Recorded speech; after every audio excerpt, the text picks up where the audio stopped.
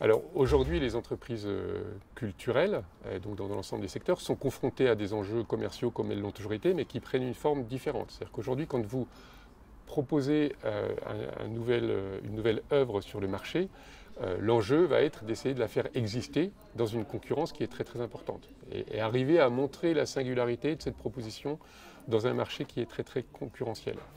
La nouveauté aujourd'hui, c'est que ces fonctions commerciales qui s'exprimaient autrefois de manière assez classique prend des formes extrêmement variées, aussi bien sur les médias dans lesquels elles s'expriment qu'avec un rôle accru des logiciels, des algorithmes qui vont mettre en avant certaines œuvres au détriment d'autres. Et donc les acteurs économiques qui sont dans la culture et qui souhaitent faire émerger des propositions, s'ils n'ont pas cette chance de pouvoir être mis en avant par les algorithmes, doivent redoubler d'inventivité, d'énergie pour faire la démonstration de toute la singularité des propositions qui nous accompagnent. Culture et développement peut s'entendre de différentes manières. La première, c'est développement personnel ou développement de liens sociaux, et ça, c'est une dimension très très importante de la culture.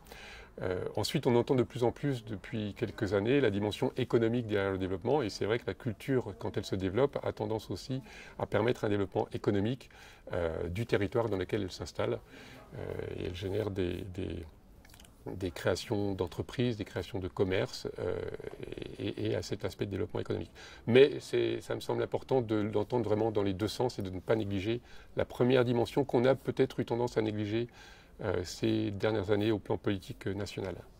Les industries créatives ou les industries culturelles sont confrontées à plusieurs défis. D'abord des défis sociétaux qui s'imposent à peu près tous les secteurs et qui sont la transition écologique énergétique d'un côté et puis l'inclusion, la diversité, la parité de l'autre. Ça, ce sont des défis qui se sont imposés à ces secteurs comme à d'autres.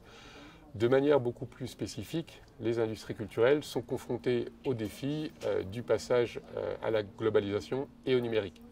Et donc tout ça n'est pas nouveau. Aujourd'hui, ça prend une forme exacerbée parce qu'on est vraiment rentré dans l'ère des plateformes globales. Aujourd'hui, Netflix est sans doute l'acteur majeur. Netflix et les plateformes similaires sont les acteurs majeurs, de même que le sont Spotify ou Deezer de la musique. Et ça change radicalement toute la donne pour les entreprises qui se positionnent dans le cinéma, dans l'audiovisuel, dans la musique. Et donc le défi majeur, il est là, c'est comment s'adapter à ce nouveau contexte qui est devenu extrêmement différent et beaucoup plus concurrentiel à l'échelle globale.